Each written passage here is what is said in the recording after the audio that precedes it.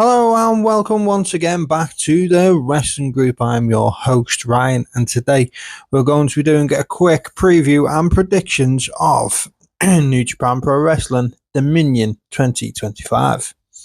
Now, of course, Dominion is one of New Japan's biggest pay-per-views of the year, and of course, it's coming live on Sunday. Now, if you're in the UK, that means an early start time. I believe it's 8 a.m. in the morning when the pay-per-view starts. So I'll be getting off on Father's Day to watch New Japan Pro Wrestling. That being said, we'll look at the match card and I'll give you my quick predictions, and you can obviously let me know in the comment section below. One, which match you're looking forward to the most, and two, who you think will win each of the matches.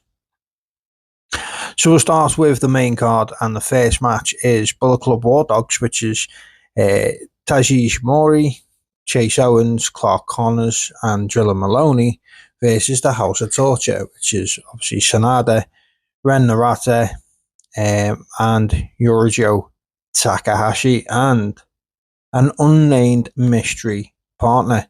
Now, obviously, there's been some rumours online of who that partner could be.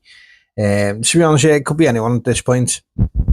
We've seen Sanada join House of Torture, something that I didn't think we would actually see after he became world champion and he was with just 5 guys. We've seen as a main event caliber star. Now he's just another mid-card guy, unfortunately.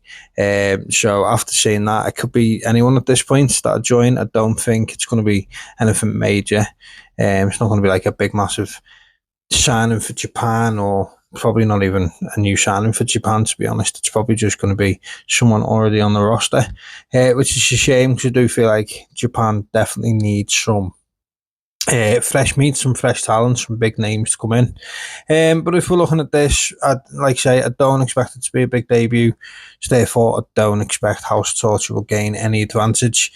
I'd probably say, looking at it the way it is right now, maybe War Dogs get the win. Don't think this match matters too much. Obviously, Drilla and Connors have been obviously tag team for a while now. They're really well-oiled machine as a tag team. Also, don't forget, Drilla is now stepping into the main event scene. He's had some big wins this past year. So, it depends if they want to continue to push Drilla. They may well put this match on War Dogs. Obviously, we're not going to see David Finlay and Evil in this match, as they are both in a match later on. I just think this is just pretty much just to continue, maybe finish the story of Bullet Club War Dogs versus House of Torture. Don't think it really matters who gets the wins, but I'm going to give the win to the War Dogs. So up next, we have ELP versus ELP and Shota Umino versus Zack Sabre Jr. and I forget how you say this guy's name. Ryo Oya, is it? Oya. I always struggle with the pronunciation of TMDK. It's an interesting one, the pairing of Shota and ELP. I'm quite actually impressed with how they've been teaming together. ELP has been on a great run since returning after he took some time off due to having the cancerous lump removed, and obviously he won the television championship, whereas Shota has been sort of, I don't know what to do with Shota even still now to this day. Obviously he's lost he's lost literally every singles championship match he's gone for. You've stripped him back to being basic again, didn't he? Shaved his head and went back to looking like a young lion again. Only for him then not long afterwards to get a world championship match anyway, and then lost to Goto, which was annoying. I wanted them to keep him away from championships for a little while. And then obviously build him back up, give him a mid-card belt, but they didn't do that. They stripped him back and then still threw him in a match for the world title, which obviously he lost. Then we've got Oiwa is really impressive at the moment. He's had a great run over the last couple of months. He's had a good match against ELP. I think maybe he could be a threat to ELP and the championship, which would be good to see. And then we've got Zack Sabre Jr., who obviously was former world heavyweight champion, and hopefully is looking to push back on in singles competition coming sometime soon. So really, there's 4 single guys teaming together. Should make an interesting match. Don't think there's a bad wrestler amongst them, so that should be an interesting match. I would expect probably a TMDK win. Like I say, Zack Sabre Jr. needs to start looking at pushing back into the main title picture. And obviously, if Oiwa gets a win over ELP, he maybe gets the shot at that championship again. Up next, we have Hiroshi Tanahashi versus Yuya Uemura. And the singles record going into this one is they've faced one time in the past, and Tanahashi has a win. So obviously Tanahashi is in his final run as a in-ring wrestler. He is obviously the current president of New Japan Pro Wrestling. He is taking his final road, and he's facing against Uemura. It'd be an interesting match to say the least. I think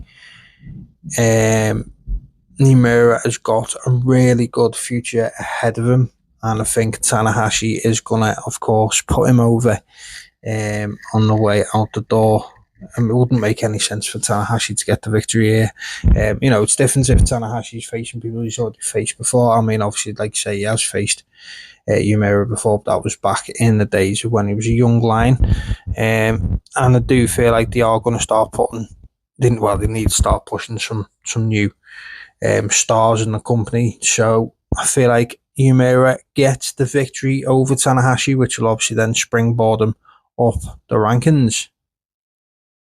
Up next in match 4, we have the IWGP Junior Heavyweight Tag Team Championship match of Master Wato and Yo versus House of Torture, Kanemaru and Sho. I believe this is Wato and Yo's first championship defense, isn't it? Yeah. This is their first title defense, so I'd expect them to pretty much retain. I rate, obviously, Sho. I think Sho's pretty decent. I still hate the fact he's in House of Torture. And obviously we've got Kanemaru, who, he offers enough. There's nothing overly exciting about him. Master Wato has been one of my favourites in New Japan for a while. I love him. I think he's great. I was disappointed after winning the Best of Super Juniors the other year, didn't go on and then win the Junior Heavyweight Championship. Now he has gold again in the tag division, so it'll be interesting to see what to do with this team. Is it just going to be a pairing for the belts for now, and then they split them off, or they're keeping them together? I think eventually they're going to have to put Sho and Yo back together somewhere down the line. Roppongi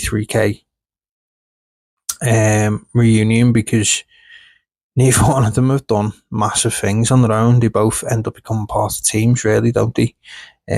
But yeah, as regards to this one, I'm just going to say it's going to be, as it's the first title defense, they're going to retain. I hope so. Anyway, I don't want to see House of Torture take the tag titles. Like, they don't need to keep taking the belts off people as soon as they win them. So I'm going to go, Master Wato and Yo to retain. Then we go from one tag team championship match to the next in the IWGP World Tag Team Champions, United Empire, which is obviously Callum Newman and the Great O'Khan, versus Taichi and Tomohiro Ishii. So this again is first title defense, isn't it? I believe. The tag team division's been a bit up and down, to be honest. It has been great over the last year or so.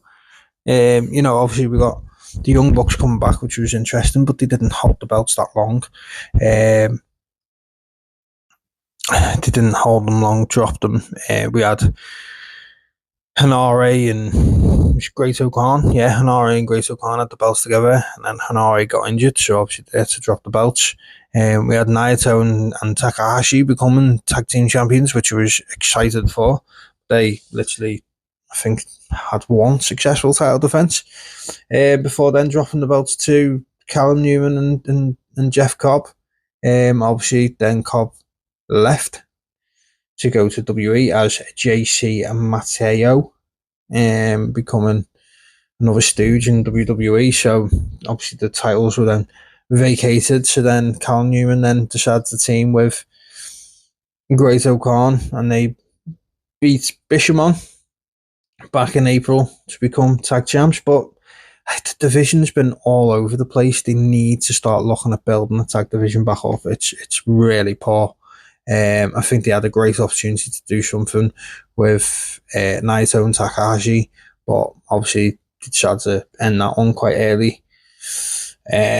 Young Bucks are great to bring in every now and again, but again, like, you're not building anything if you're just bringing in tag teams sort of paper over the cracks for the time being.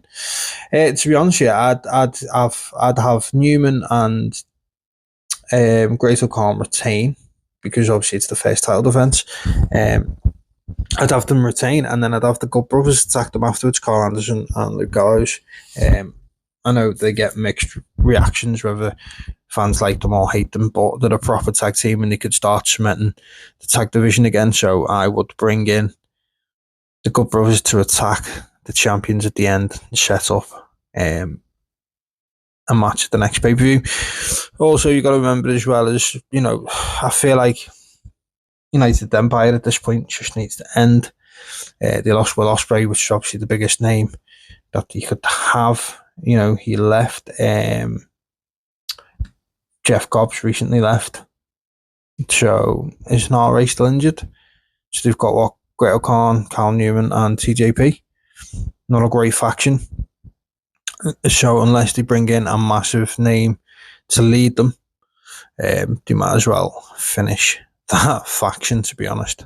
So up next we have, in the 6 matches, the Never Openweight Championship match of Kenosuke Takeshita versus Boltin Oleg. Now this is an exciting match. Now these two have faced before twice, and they have a victory apiece. Takeshita is next level. Takeshita, is one of them guys, you put his name next to anyone, I'm going to go and watch the match. He's got a massive, massive future ahead of him. It just, for me, the only issue I have with Takeshita is he's going to have to decide where he wants to build that future. He's got 3 contracts. He works for DDT, he works for New Japan, and he works for AEW. I feel like, yeah, it's great seeing AEW stars going into Japan, vice versa.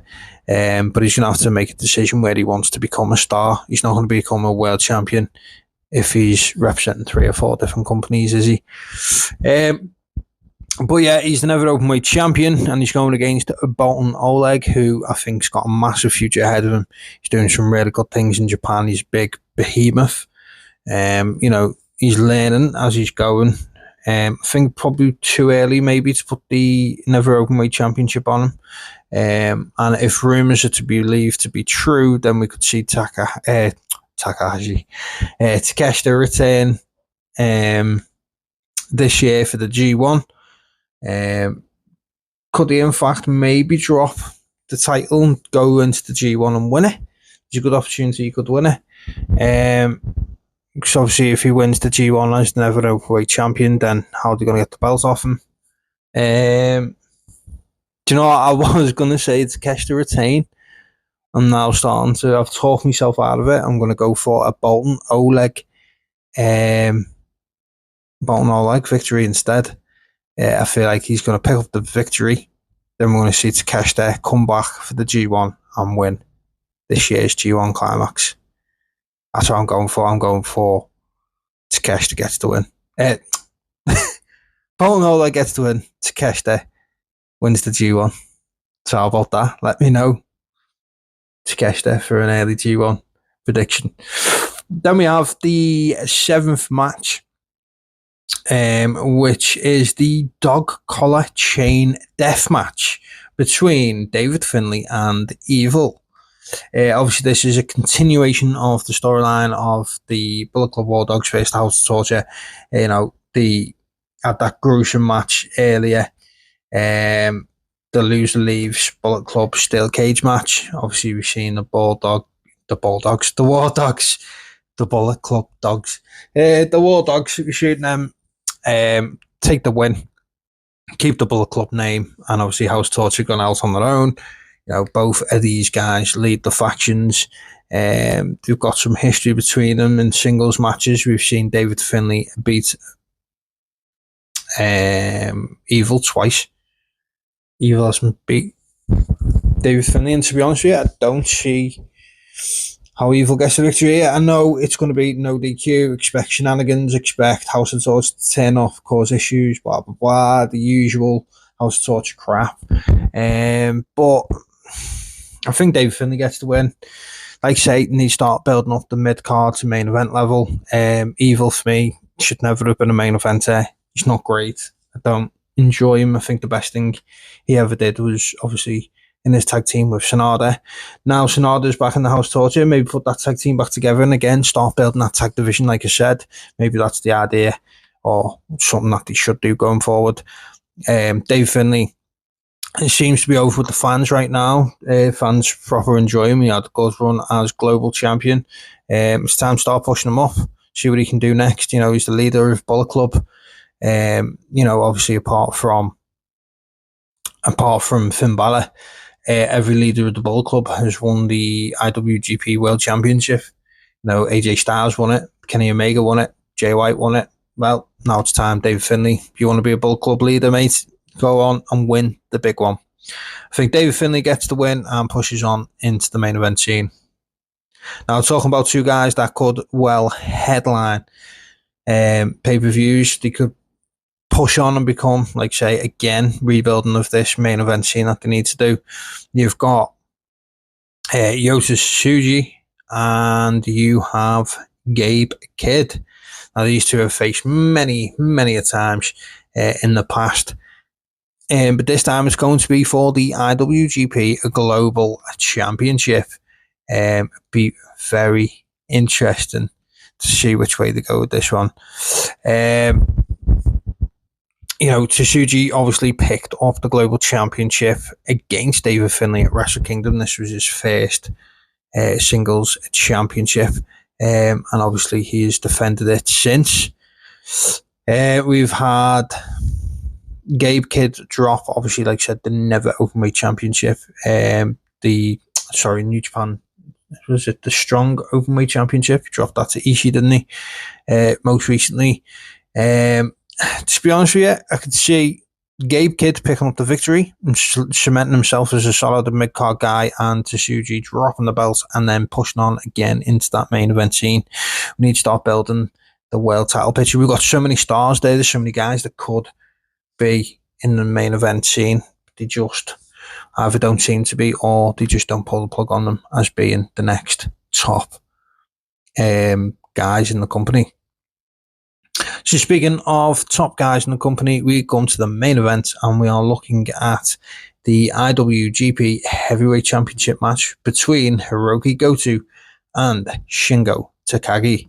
Now, these have faced 4 times in the past, and we have a 3-1 victory record to Hiroki Goto.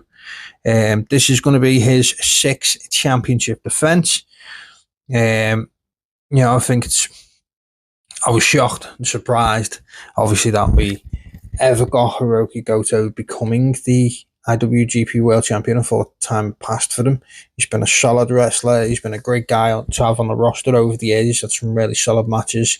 And it was a great moment seeing him capture the IW World Championship for the very first time. He's had a good solid run with it as well. Like I say, 6 title defense. So 5 successful beforehand. He looks solid as champ. What are we now? A couple of months away. What's he had now? About 5-6 months. And then you've got Shingo Takagi, who became IWGP World Champion back in Dominion of 2021. That's 4 years ago. 4 years ago since Shingo become world champion.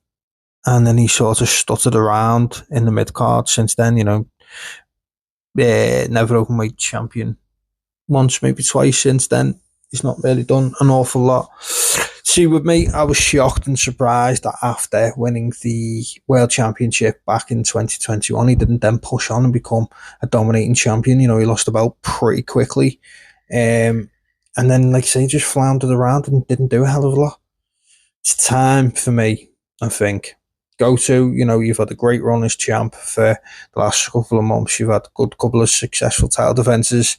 It doesn't feel like one of them nostalgic runs. It feels like it's well deserved, and he's defended it well, been at the top of the company, looks solid. It's now time to push on. Drop it to Shingo. Shingo should take the victory, take the championship, become the world champion once again. At the top of the company. I feel like he's definitely someone that can carry the promotion. He leads by example in the ring. He's a great wrestler. He's had some fantastic matches over the years. He should be the world champion now. Pick it off at Dominion and take it into Wrestle Kingdom.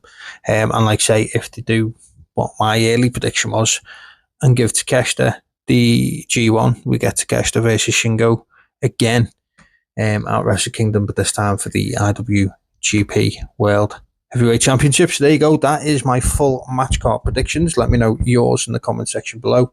And it's going to end for me with Shingo Takagi as the IWGP World Heavyweight Champion. Do you agree? Let us know in the comment section below. And as always, don't forget to give us a like, drop us a comment, and of course, subscribe if you haven't already to the Wrestling Group today. Thanks.